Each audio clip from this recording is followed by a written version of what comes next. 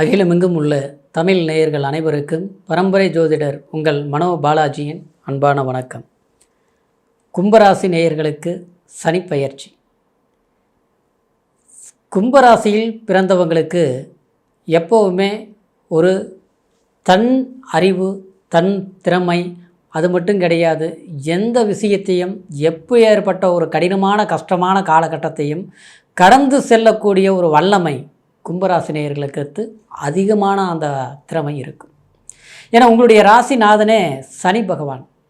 காலபுருஷ தத்துவத்தில் சொல்லிட்டோம் 11ஆவதாக வரக்கூடிய ராசி லாபஸ்தானாதிபதி ராசின்னு சொல்லலாம். இந்த பெருமைகள் எல்லாம் இருந்தாலும் நீங்கள் எந்த ஒரு விஷயத்தையும் அடுத்து உங்களுடைய முயற்சி, அடுத்து உங்களுடைய பெருமை, அடுத்தவங்களுக்காக வாழ்கிறது, அடுத்தவங்களுக்காக விட்டு கொடுத்து அடுத்தவங்க நல்லா இருந்தால் போதும் அப்படின்னு நினைக்கக்கூடிய ஒரு உள்ளம், இது எல்லாமே உங்களை பார்த்து மற்றவங்க தெரிஞ்சிக்கக்கூடிய அளவுக்கு தான் இருக்குது. ஆனால் அப்பேற்பட்ட நீங்கள் இந்த 7.5 சனிங்கிற ஒரு பிடி ஜென்மச்சனி இது எல்லாமே உங்களை இந்த ஒரு 5 வருஷ காலகட்டமாகவே பெரும் சோதனை காலமாகவே நீங்கள் சந்திச்சிட்டு இருந்தீங்க. ஒன்று பண நெருக்கடி, இன்னொன்று பார்த்தோம்னா குடும்பத்தில் குழப்பங்கள், பழக்க வழக்கம் பார்த்தோம்னா எப்பேற்பட்டவங்ககிட்டையும் நம்ம பழகினா ஆரம்பம் நல்லா இருக்குது, கொஞ்ச நாள் போச்சுன்னா நமக்கே ஏதோ ஒரு பிரச்சனையை உருவாக்கி வைக்கிறாங்க. சொந்த தொழில் பண்ணுறவங்களுக்கு ஒரு ஆரம்பிக்கிற போது ஒரு கூட்டாளி இருக்கிறாங்கன்னா கண்டிப்பாக நீங்கள் தான் எல்லாமே நினைப்பாங்க அப்படின்ட்டு உங்களை பெருமையாக பேசுவாங்க. கடைசியில் பார்த்தோம்னா அதாவது ஒரு காலகட்டத்துக்கு மேலே அவங்க உங்களையே சூழ்ச்சி வலையில் சிக்க வைக்கக்கூடிய அளவுக்கு உருவாக்கி அவங்க சம்பாரிச்சுக்குவாங்க. கடைசியில் பார்த்தோம்னா கண்ணுக்கு தெரிஞ்சு நம்ம ஏன்னு கேட்க முடியாத ஒரு சூழ்நிலையில் உட்காந்துருப்போம். இன்னும் சிலருக்கு திருமணம் சம்மந்தப்பட்ட விதத்தில் வாழ்க்கையிலே கூட சிறு சிறு மன வருத்தங்களை கொடுத்து அது இன்றைக்கி பெரும் மன கஷ்டங்களை அனுபவிக்கக்கூடிய ஒரு நிர்பந்தம் உருவாகியிருக்கு. எப்படின்னா அதாவது நம்ம ஒரு நல்லது பண்ணியிருப்பீங்க அடுத்தவங்களுக்கு, அது அந்த நல்லது செஞ்சு நம்மளை பாவின்னு சொல்கிற அளவுக்கு நீ என்ன பெருசாக நல்லது பண்ணிட்ட, என்ன நல்லது செஞ்சுட்ட அப்படிம்பாங்க. இந்த மாதிரி ஒரு மன வருத்தங்கள்லாம் அது ஆழ்ந்த ஒரு மன துயரத்தை கொடுக்கக்கூடிய அளவுக்கு உருவாகியிருப்பாங்க.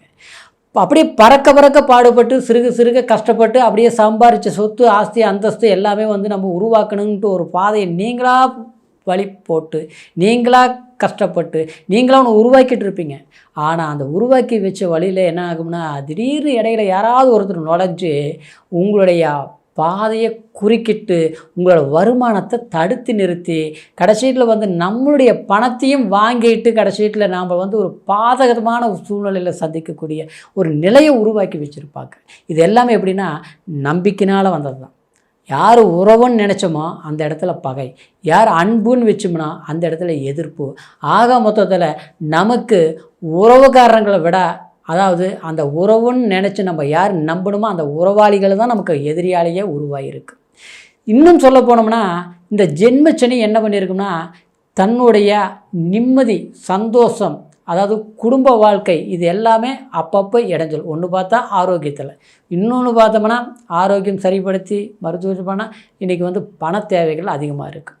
அந்த பண தேவைகளுக்கு பூர்த்தி பண்ணுறதுக்கு வருமானம் அதிகரிக்கக்கூடிய ஒரு சூழ்நிலையாக இருக்கும். 10 ரூபா கடன் வாங்கிட்டோம், கடனும் கட்டணும், குடும்ப செலவும் பண்ணணும், நமக்கு வேறு கமிட்மெண்ட்டு இருக்குது, அதையும் பார்க்கணும் அப்படின்னு நினச்சி நீங்கள் முயற்சிகள் எடுத்துகிட்டு இருப்பீங்க. ஆனால் அந்த முயற்சிகள் பார்த்தோம்னா என்ன ஆகுதுன்னா அப்படியே பார்த்தோம்னா வந்துருந்த வருமானம் வந்தாலும் பரவாயில்ல, கடைசியில் அதுவும் கட்டாகி போச்சு, வேலையில் பிரச்சனையாகி போச்சு. ஆரம்ப காலத்திலேருந்து சிறுகாக கஷ்டப்பட்டு சம்பாரித்தா ஒரு இடம் வாங்கியிருப்பீங்க. அந்த இடம் பார்த்தோம்னா இன்றைக்கி நம்ம விற்கலாம்னு நினச்சாலும் விற்க முடியாது. அப்படியே அது விற்றுட்டு புதுசாக ஒன்று மாற்றிக்கலாம், ஒரு வீடு வாங்கலாம் அப்படின்னு நினைப்பீங்க. அது பார்த்தோம்னா 10 ரூபா போகிற பொருள் 5 ரூபா கூட கேட்க மாட்டாங்க. அப்படியே நம்ம ஏதோ ஓரளவுக்கு பார்த்து விற்றா கொடுத்துடலாம் அப்படின்னு நினச்சாலும் அது வருவாங்க பேசுவாங்க, இன்றைக்கி நாளைக்கு இப்படியே லேட் ஆகிட்டுருக்கும், இப்படியே தடங்களாகிட்டுருக்கும்.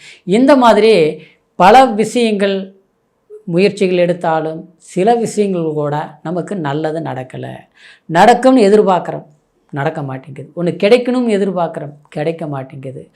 ஆக மொத்தத்தில் நம்மளுடைய கணக்கும் நம்மளுடைய எதிர்பார்ப்பும் மற்றவங்களுக்கு சாதகமாக இருக்குது, தனக்கு பாதகமாக இருக்குது.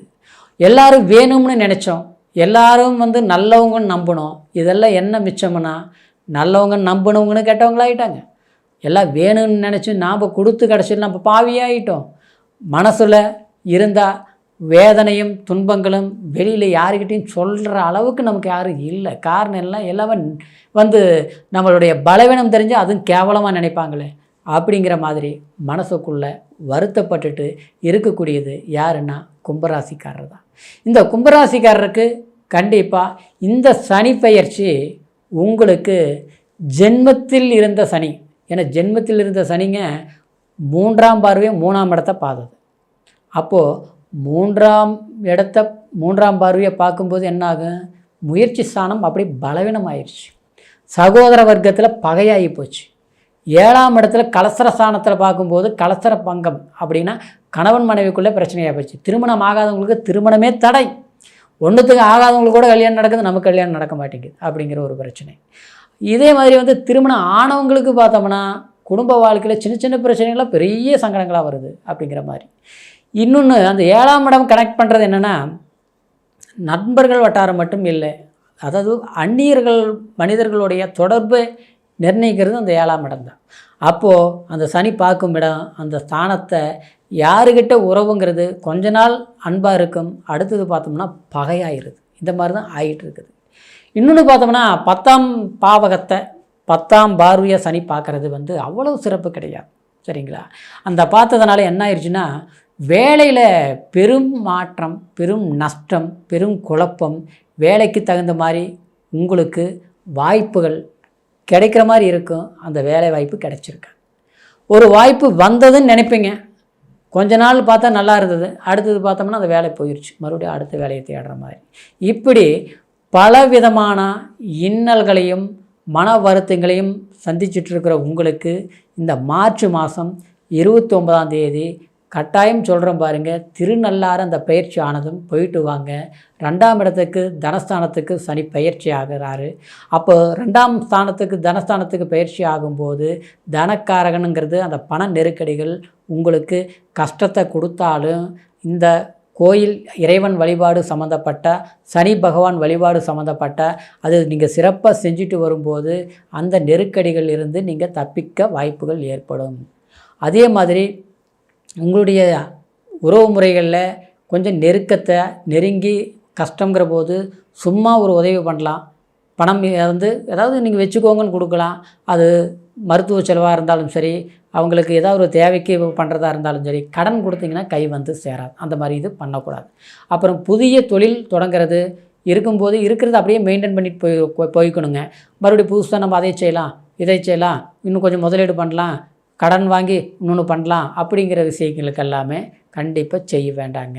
அதே மாதிரி படிக்கிறவங்களுக்கு பொறுத்த வரைக்கும் படிப்பில் கொஞ்சம் முயற்சிகள் எடுத்து படிக்கணும். படிப்பில் மறதி வந்தாலும் ஒரு முறைக்கு 2 முறை படிக்கணும். அதாவது படிக்கும்போது உங்களுக்கு இந்த சனி பயிற்சிக்கு பிறகு கண்டிப்பாக 2025 நன்மையை கொடுக்கக்கூடிய ஒரு வாய்ப்புகள் அதிகமாக இருக்கிறதுனால கவலைப்பட வேண்டிய அவசியம் இல்லை. கண்டிப்பாக அதாவது வம்பு வழக்கு, பூர்வீக சொத்துல பிரச்சனை, கோர்ட்டு வழக்கு சம்மந்தப்பட்டது இது எல்லாமே தீர்வுக்கு வரக்கூடிய ஒரு காலமாக மார்ச் மாதம் 29ஆம் தேதியிலிருந்து இந்த 2025 உங்களுக்கு அற்புதமான காலமாக இருக்கும், சரிங்களா? இருந்தாலும் இது சனி பயிற்சிங்கிறது உங்களுடைய கோச்சார ராசியை வச்சு சொன்னதுனால பிறப்பு ஜனன ஜாதகத்தை ஒரு முறை பார்த்துக்குங்க. எங்கிட்ட பார்க்கணும்னு நீங்கள் நினச்சிங்கன்னா கீழே இருக்கிற நம்பருக்கு தொடர்பு கொள்ளுங்கள். மீண்டும் அடுத்த பதிவில் சந்திக்கிற வரைக்கும் நன்றி, வணக்கம்.